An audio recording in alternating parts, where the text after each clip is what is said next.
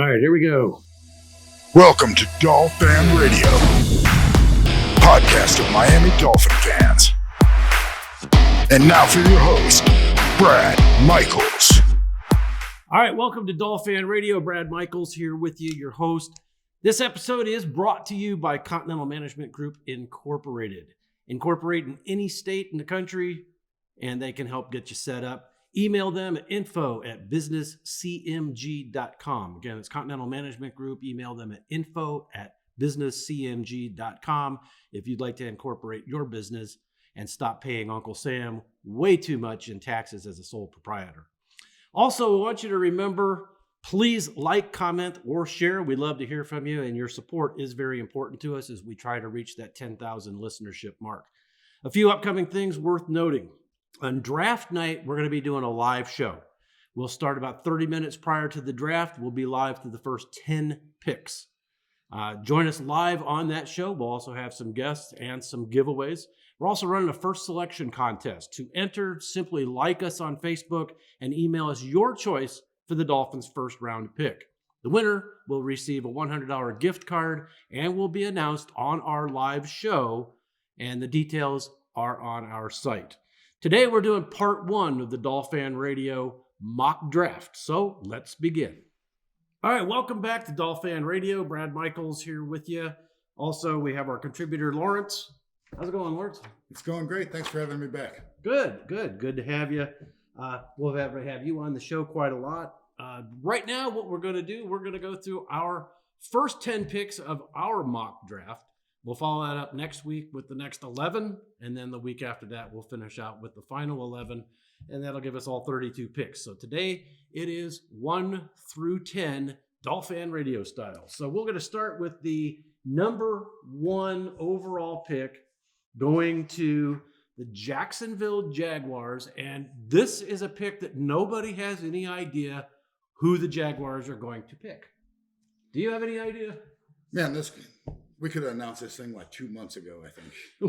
We could have announced this probably at the beginning of last season, to be honest with you, because everybody knew that if Trevor Lawrence decided that he was going to come out and declare for the draft, most likely he's going to be the number 1 guy. So we can mark that off. I'm going Trevor Lawrence, quarterback from Clemson, as the number 1 pick for Urban Meyer and the Jacksonville Jaguars. No, I totally agree. I think, Trevor Lawrence is a phenom, especially in a very talented draft class. You're watching Trevor Lawrence be the top of the heap. That was assuredly the number 1 pick. And then Urban Meyer comes out, right?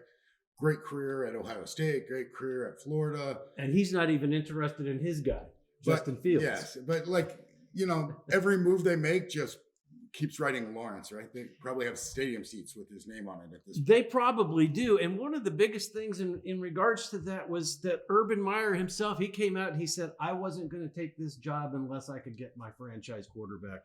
And we all knew who he was talking about as soon as he said that. So my pick as well, first round, Trevor Lawrence, Clemson, going to the Jacksonville Jaguars.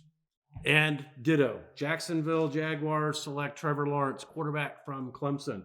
Moving on to pick number 2. Now, this is another interesting one here because we don't know what the Jets are going to do. They traded Sam Darnold to Carolina Panthers. The Carolina Panthers have told Teddy Bridgewater he can go out and pretty much talk to any team that he wants to talk to. So we know that the Jets are probably going quarterback. It's just a matter of which quarterback are they targeting? Yeah, maybe take this back to the Jets first. And I think the Sam Darnold conversation is very interesting. It's not that I hate Sam Darnold. I think he's a very talented quarterback. But Sam Darnold had some interception problems in college. He went to the pros and continued to have interceptions. I think it was 39 touchdowns, 38 interceptions last year. But, part of that is the maturation process of getting into the NFL. He did not have good coaching. Well, I think there you go. You just touched on it. The biggest thing that I was going to touch on was that the coaching, we all know as Miami Dolphin fans, we know that Adam Gase, I call him Adam Head Gase, because there's something going on up here, folks, that when he becomes a head coach, something goes to his head. Way more than just trying to get a football team on the field and make them prepared every week. He is very disinterested when his team is on defense. He will be, you've seen him. He's sitting over on the bench with his quarterbacks or any of his other offensive playmakers, so to say, and he's not in the game. And I just think Adam Gase is probably, I shouldn't say he's never going to get another chance, but it's going to be a long time before some team comes knocking and asks him to come in as the head coach. Yeah, I mean, the whole Gase conversation, like, thank God he's gone. For one, we're glad he's gone. We got Coach Flores. We're doing good. And I think we'll touch on Darnold again, probably around the 8th pick, because that's an interesting conversation with the new situation he's in too. But absolutely, as far as the Jets, Jets are so interesting, right? We knew they were going to take a quarterback, even if Darnold stayed. Even if he'd stay. I think Darnold goes to the backup this year, even if Darnold stays. The Jets' problem is not their quarterback. No, it was coaching. It was the front office. Nobody knew. The left hand didn't know what the right hand was doing a lot of times there with the Jets, and it's been that way for a lot of years with that team. It is, but I think they've solidified who they're picking, right, with the second pick. It's a quarterback, right? Now it's going to be a quarterback. Just which one? I'm going to go out and say it's Zach Wilson, BYU. I think that's the best pick for him. I think, I agree. When you start looking at Jones, you start looking at Wilson, you start looking at Fields. Wilson's emerging as the number 2 quarterback in this Absolutely. draft. I think there's no question. I think it's Zach Wilson, BYU going to the Jets for the second pick. And I agree. So we're in consensus. The second pick, the New York Jets will select Zach Wilson, quarterback out of BYU. That brings us to this particular pick. This was the Dolphins pick from Houston in the Laramie Tunsil trade. As we all know, the Dolphins traded that pick out, fell back to number 12. San Francisco takes the number 3 overall pick. Miami then moved back up with the Eagles, taking over number 6, and the Eagles dropped to 12. So again, we are looking at the San Francisco 49ers. We know they're not particularly happy with Jimmy Garoppolo. And I think the biggest problem with Jimmy Garoppolo is he can't stay on the field. He's having the injury bug. There's a possibility of hearing some rumbling that New England may maneuver to move up or just to get him back. But anyway, let's talk about the San Francisco 49ers. There was some urgency here with the number 3 pick as far as the 49ers were concerned because they wanted that pick from Miami and they made that work. So who do you think they're targeting? I think, and I've been listening to the NFL on Sirius XM, one general manager said that in order for San Francisco to move up to that number 3 pick, they've got to have 2 guys that they're happy with either one of them. And I think one of them was Zach Wilson. Now, we know Zach Wilson is now off the board. Who does that leave us with? That leaves us with Trey Lance, quarterback from South Dakota State, or is it North Dakota State, and Justin Fields, quarterback out of Ohio State. What do you think? Yeah, let's talk about the 49ers for a second. Shanahan and Lynch, they've done a great job of changing the entire culture of that team. Oh, completely turned around. Like Flores and Greer have done in Miami. And they've made some really good moves. Garoppolo, his biggest problem has been the injury problem. Absolutely. I think this pick in the draft is where the question marks start to emerge. To me, it's definitely a quarterback pick. It's the whole reason for the move with Miami. I think it's smart for them. I don't think we're done seeing movement around this pick. I still think Garoppolo gets traded either before or during or immediately after the draft. Could be right there at this pick. They'll announce some sort of a trade. But I also think they keep this pick and go with the quarterback, regardless of the Garoppolo Absolutely. trade. I could see Garoppolo going back to the Patriots. There's a number of great candidates for him. Well, and it seems like the Patriots are the pick. It seems like the Patriots want him back. If they can get him, it's going to be a matter of what is the price going to be.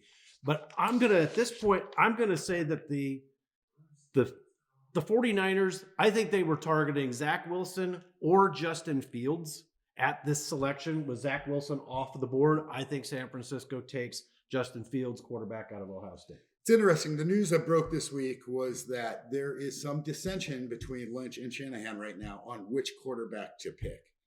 Between Trey Lance and Justin Fields? Well, they're not saying. Or Mac Jones. And that's the important thing. And Shanahan, built into his contract, is he gets to make this pick. And he has not shared that with anybody. No staffers even know how he's rating these quarterbacks. It's a highly guarded piece of That information. brings into the equation. I think it's going to be Justin Fields, but that brings into the equation. Now you got to think about Justin Fields, Trey Lance, and remember Mac Jones, Alabama. He's still sitting there. Knowing this is Shanahan's pick, knowing he's holding on to it, kind of looking at what he's done in the past, I'm actually going to go with Mac Jones, quarterback out of Alabama. I think Shanahan kind of has his own little playbook that he runs with. And I think rightly so, he's negotiated that pick for his job, and he's going to make the pick with what he feels is the best thing. And there you have it, folks. My pick, I'm still going to go with Justin Fields out of Ohio State. Lawrence is going to take Mac Jones, quarterback from Alabama, which now brings us, this is interesting for you because you've taken Mac Jones off of the table, so you still have Justin Fields and Trey Lance. I still have Trey Lance and Mac Jones. So we go to the fourth pick. This is Atlanta, not Chicago. And the Bengals are next, not Chicago. For some reason, last week I had that all mixed up. I was even wearing my Masters shirt last week because somebody told me the Masters started last week. I didn't even pay any attention to it. Anyway, the fourth pick, the Atlanta Falcons. Do you see the Atlanta Falcons moving out of this? We know they're actively shopping this pick. Well, I said this last week. This is where the draft goes nuts, right? This is where everybody's mock draft breaks. Exactly. This is the breaking point, right? And not only did I say that from a perspective of I don't know who the heck Atlanta's going to pick, but Atlanta comes out and actually starts shopping this draft pick this week. This is where your bracket gets fucked up. And they announced this is up for sale. It is. So whether that's a ploy, but I think the right deal comes along, and this is not Atlanta's pick at fourth. And I really think that's a plausible scenario playing out here. And I think even my bracket's gone at this point. I think this pick for Atlanta, I think this comes down to how many more years do they think Matt Ryan is serviceable at quarterback? And do they think right now that they've got to go out and find his replacement who can ride the bench for a year or two and then put him into the starting lineup? So again, though, I'm hearing scuttlebutt that Denver may be the perfect opportunity or the perfect team trading partner to move up to this fourth spot. But we talked about that earlier. We think that Denver, if they're targeting a quarterback after this pick, if Atlanta stays here, we think that Denver would still be able to pick up their quarterback at number 9. As it stands right now, I definitely think there's a quarterback available at 9 out of those top 4. If Atlanta stays there, it's a whole lot of ifs. I don't think that's going to happen. Denver's definitely going to take a hard look at moving up, I believe. Is that, though, and we talked about this morning, is moving up for Denver, is moving up from the number 9 pick to number 4, is it worth it when either Mac Jones, well, not in your case. In my case, I've got Mac Jones and Trey Lance. Somebody's going to fall to number 9 because I don't think you've got anybody taking a quarterback after this 4th pick, so I don't see them moving up. I think if you're Denver, you have to make the move. And the reason being is Denver's got to fix something. Like a lot of things have gone wrong over the last couple of years. Quarterback since Peyton Manning, I mean, you can count them on all your fingers and toes, right, at this point. Kind of like Miami did since Dan Marino. And good draft picks in that mix, too. Just haven't had a good developmental system. And now you got Von Miller. He's starting to slow down a step. Still a really good player. The defensive side of the ball, right? And now they let the running back go. So Denver's going. Well, they've let 2 running backs go in just the last couple of years. So I think Denver's going to have to make a move to solidify a player to build this team around. I think this is the move it's going to go. But as we pick right now, I think we're going to have to make a pick around where Atlanta would go at this move. Well, I think we'll take into consideration there's a good possibility that Denver moves up to the number 4, Atlanta moves back to number 9. But for the purposes of this mock draft, we're not going to actually execute the trade. So I'm going to take Trey Lance, quarterback, North Dakota State, to the Atlanta Falcons with the 4th pick. Interesting. I watch a lot of Atlanta football. Used to live in Augusta, so know that team very well. Atlanta still believes in Matt Ryan, and Absolutely. I think they have some needs. I really think Atlanta needs their next big playmaker. I think this is the move. Atlanta goes with Kyle Pitts, tight end. Wow. Out of Florida. I think he's just hard to pass up for anybody. If Pitts doesn't go to Atlanta, Pitts is definitely going to Cincinnati in the very next pick. But, And that's where I've got Pitts going to Cincinnati. We're moving ahead of ourselves here a little bit. But I think Atlanta in this position feels the heat of that. You have a player who's going to be a known impact player in the NFL. You can't pass on Pitts taking the best available at this point. Okay, so there you have it. Lawrence is taking Pitts at Atlanta with the number 4 pick. I'm taking Kyle Pitts number 5 at the Cincinnati Bengals. But here's something that this has been talked about. A lot of mock drafts out there have Kyle Pitts not going, and you've already taken Kyle Pitts for Atlanta. That leaves, in your scenario, that leaves Jamar Chase in the possibility of being reunited with Joe Burrow in Cincinnati. What is your take on that? I think this benefits the Dolphins. I think out of the Falcons, out of Cincinnati, I think one of them's going offensive line. The other one's going to Pitts. I think Sewell and Pitts go in these 2 spots. I think Chase is the best player on the board once Miami comes around. But absolutely. So your pick in Cincinnati Bengals is? I'm going to go with Penei Sewell, the offensive tackle for Oregon. I really think at that point, make Burrow stand up for a game. Well, there's that. I think you have to protect him. They really need some offensive line help. But if you're looking at best available too, even in a quarterback and receiver heavy, Pitts and Sewell just break that mold, right? And you've got to consider Sewell, and it's one of your biggest needs on the team. I think Cincinnati doesn't pass it up. I think they take Sewell. Now, if this gets messed up for me and Sewell goes to Atlanta because they're going to buy Matt Ryan sometime, I think Pitts goes the other way. That could possibly happen. That's a good possibility. For the record, I'm going to go Pitts to Atlanta and Sewell to Cincinnati. All right. And I'm taking Kyle Pitts here with the number 5 pick to the Cincinnati Bengals, which brings us to our pick for the Dolphins at number 6. Now, there's been a lot of players that have been talked about here. Devontae Smith, the wide receiver from Alabama, the Heisman Trophy winner. I've seen people saying it's going to be Jalen Waddle. I'm seeing now the consensus really seems to be that if Jamar Chase is available, he's the pick here.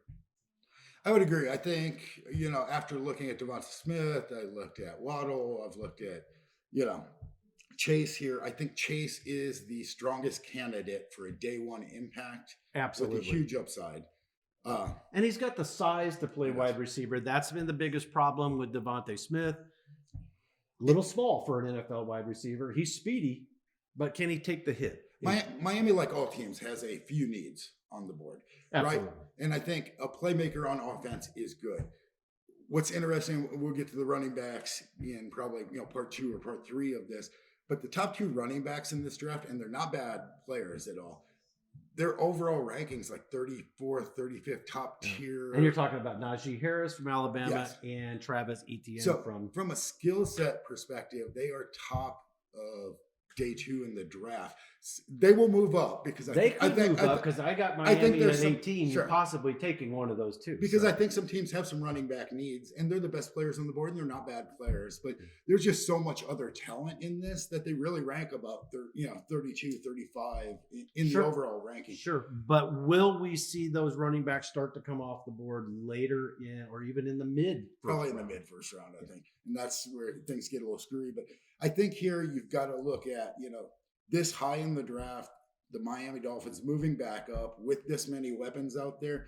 They're looking for another weapon. It's a smart move for them. They definitely have some defensive needs, which I think they're going to second. I think they'll address that in the second round. But I think Chase here for sure. I think it's Jamar Chase. We absolutely need that playmaker. We need that go-to guy. I mean, we have Devontae Parker. He's a go-to guy, and him and Tua really got on the same page. But again, with Parker, you have a problem with him being able to stay on the field. Same with Preston Williams.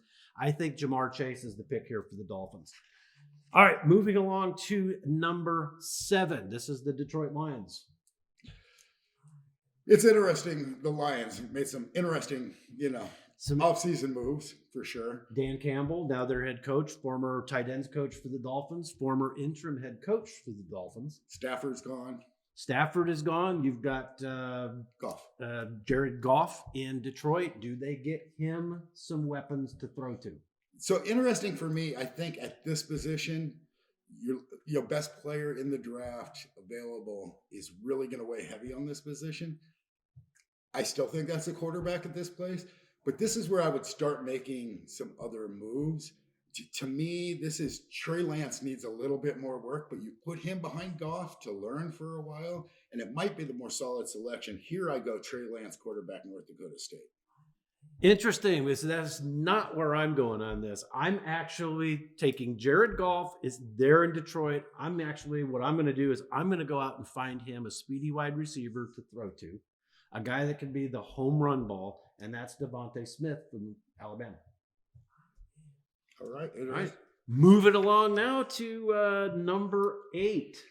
The Panthers. And this is the Panthers. So I don't think the Panthers move out of this pick. I think the Panthers are very, very happy. And again, here we go. Sam Darnold's going to the Panthers. Teddy Bridgewater's being allowed to go shop his services, pretty much pick his team. He may still end up in Carolina, but is that going to be a quarterback competition between Bridgewater and Sam Darnold? Or is it Sam Darnold is the starter, Bridgewater? Because, I mean, with them telling Bridgewater you can go talk to any team you want to, that tells me that they're relegating him to the backup and Sam Darnold's going to be the starter. With that said, I think they're going to put a playmaker around Darnold, somebody that he can hit that home run with, and that's going to be Jalen Waddle, wide receiver from Alabama. It's interesting. The Panthers have a few issues themselves right now. I think Darnold's their choice, right? I'm a Bridgewater fan, but he'll do better somewhere else, honestly. Absolutely. Someplace where he's going to know that he's the wanted guy, because I don't think he's wanted in Carolina. That writing is on the wall. This is headed for divorce eventually. The indication for me that really Darnold, they're kind of bought into, at least for the time being, and I think you can build a team around him and then replace that position later, is they overpaid for him, really. A lot of the agents out there were looking at a possible 3rd round pick for the Darnold trade. For Darnold. And that was the cap. Would they give away a 2nd and 2/3? So I think they overpaid for it. I think it shows how much they're into him. They believe in him. I think if you fix the interception problem, you might have something there. Well, and I think you get him into the Carolina coaching system. It's a little bit better than what he's had since he's been with the Jets.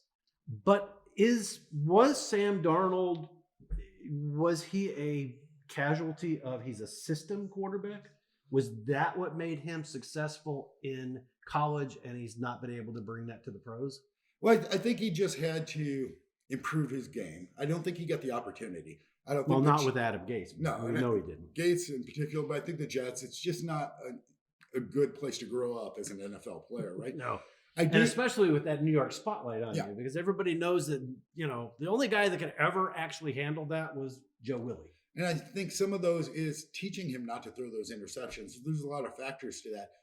You have to know that's what you're getting with Darnold. You have to know his capabilities too, and he's a capable quarterback. He just makes a lot of bad decisions. He's kind of like Fitzmagic, Yeah. He can be magical and he can be tragical. But I think here, knowing that you need to fix that problem, knowing that you're bought in, this is where I kind of go out on a limb. I think we're back to an offensive lineman. I think you buy Darnold some time. You're getting a young group. And even if you have to replace him at some point, getting a strong offensive front 5 is really where you want to be. But I'm going with the offensive tackle out of Northwestern. That's Rashawn Slater. Wow. Interesting pick there. Like I said, I'm going with Jalen Waddle, the wide receiver out of Alabama.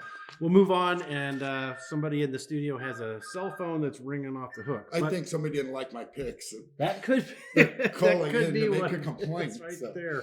All right, let's move here to the number 9 overall pick, and that is the Denver Broncos. Yeah, I used to live in the Denver area for a long time. I'm very familiar with that team. I've watched them. Too cool. And I was mentioning earlier, they've been through numerous quarterbacks. Their defense is aging. They've got some young players on both sides of the ball that are very talented. Whether let their young running back go is beyond me, especially when you start keeping some of the aging players. But I think their real need is to build this team around somebody. That Peyton Manning came in. It was Peyton Manning's team. But they haven't really built a team around anybody since maybe Elway, right? For me, it's a quarterback move. I think it's a big need. They really don't have anybody to build this team around. I still have Justin Fields on the board, I'm going Justin Fields, quarterback of Ohio State, going to the Denver Broncos in the 9th week. Okay. I don't have a quarterback on the board at this point because I've actually picked the 4 quarterbacks that I have in this. So I'm going to go with if the Broncos stay here, if they don't move up to that number 4 position with Atlanta, they're going to have to go keep their quarterback upright. And this is where I've got Penei Sewell going from Oregon at the offensive line. He's definitely going top 10. Obviously. So he has to go at this point here. Moving along now to the Dallas Cowboys with the 10th pick. Yeah, the Cowboys, actually, this is the first year the Cowboys have picked up this many free agents. They have never picked up like 8 free agents. Yeah, they haven't been very active in free agency in many, many years. No, and they've done it with a bargain discount budget, right? Absolutely. What's interesting here, a couple needs for the Cowboys still. Amazing receiving core. Pitts isn't going to be around to pick up a tight end. You still have 2 good tight ends. You have 2 amazing running backs in Ezekiel Elliott and Tony Pollard. I think they're set on offense. Their offensive line is good. Some injuries last year, lost 2 starters almost out of the gate, which really hurt them, and 1 guy retired. But defense really sucks, right? It's kind of like the Atlanta problem. That's where I'm going, is defense with the Cowboys in this pick. You've picked up 3 safeties now, 2 out of Atlanta. Yep. And 1 other one that might be moving to the linebacker position. Your front 5 your front 7 really on defense are coming along pretty well. You had a great cornerback out of Alabama last year for them. Yep. I think they go cornerback here, and I think most of the mock drafts are kind of assessing that. Now, which one? Well, I know exactly who I'm going with, and everybody in Miami is very familiar with this name, but I'm going with Patrick Surtain. He is going to be, Bill Parcells always said that you get your left tackle and then you get your shutdown corner. And that's the 2 keys to building. Those are the pillars of your team. And I think going with Patrick Surtain at cornerback, he's that shutdown corner that Dallas needs. And I think that shores up that defense immediately, especially with those 3 safeties coming over. So I would agree, and this probably will be my pick. However, we forgot about Jerry Jones for a second. So Jerry Jones, always the wild card. Who are you looking at here? You're looking at Patrick Surtain II. You're looking at Horn, who had back surgery but looks like he's doing okay. And then you had Farley. Yeah. Out of those, I got to go Surtain. My pick personally, who I think the Cowboys should pick, is the other Alabama quarterback. You got 2 cornerbacks who have played together before in a defense that really suits them with Quinn coming over. Yeah. I think you should take Surtain II. That is my pick here. What do I think the Cowboys are going to do? I think they're going to go to Horn or something else. So if Jerry Jones is picking, Cowboys are a wild card. We never know what they're going to do. If Jerry Jones is picking, we may pick up a punter at the 10th pick. And that might be the end of the draft. And with the number 1 overall pick, the Cowboys select a kicker. So nothing will surprise me at the 10th pick with the Dallas Cowboys. All right. Well, there you have it, folks. That's our top 10. That is the 10 picks. We'll be back next week with picks 11 through 21. Yep. And then the next week we'll follow it up, and then we go live on the 29th. This is exciting. This is when it all starts to actually come together, and we start seeing what all the teams are doing. And I got a feeling we might see some movement on draft day, a couple of trade possibilities, but it's hard when you're doing a mock draft. You just kind of got to stick with the set picks. I think in previous years, there's been a couple surprise moves in the draft, but there's only like a handful of superstars in these drafts. Yeah. And it's not that exciting. I think this is a star-studded draft. Well, with all the quarterbacks and then the receivers, and you throw Kyle Pitts in there at tight end. I mean, they say he's a transitional player. He's the type of guy that could be a wide receiver. He can line up in the slot. He could line up out. He could line up at the tight end position, give you a 2 tight end set. This might get exciting through, from pick 4 with the Atlanta Falcons to early 20s. It just might be all over the board. It's definitely an interesting draft from that standpoint because there is a lot of talent in this draft, and it's deep. It's deep at quarterback. It's deep at wide receiver. It's deep on the defensive side of the ball as well. So interesting. There's our first 10. We'll see you next week. And that's it for this week. Thanks for watching or listening. Next week, we'll be covering draft changes, any of them, and part 2 of our mock draft, please help us out by continuing to like, comment, or share. You can find us on YouTube, Facebook, or any podcast platform that you listen to. Also, visit us on the web at dolfanradio.com. Until next week, this is Brad Michaels for Dolfan Radio. Thanks for watching or listening. And be sure to follow us on Facebook, Instagram, or YouTube.